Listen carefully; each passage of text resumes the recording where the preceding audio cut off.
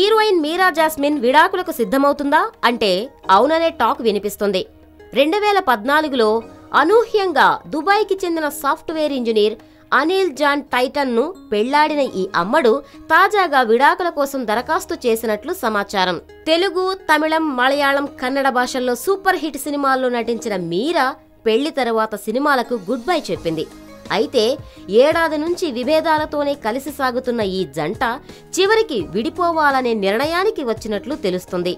భద్ర, గుడుంబా శంకర్ లాంటి సినిమాలతో తెలుగు ప్రేక్షకులను ఆకట్టుకున్న ఈ మలయాళ కుట్టి మళ్లీ కెరియర్ పై దృష్టి పెట్టే పనిలో బిజీగా ఉందట. ఈ నేపథ్యంలోనే ఇండియాలో స్థిరపడేందుకు యోచిస్తుందట.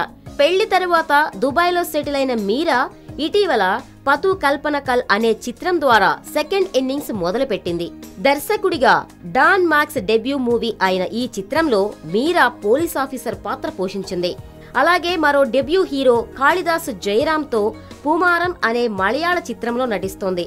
మరోవైపు ఇటీవల మీడియాతో మాట్లాడిన మీరా జాస్మిన్ తన నిర్ణయాల పట్ల సంతోషంగా ఉన్నానని వ్యాఖ్యానించింది.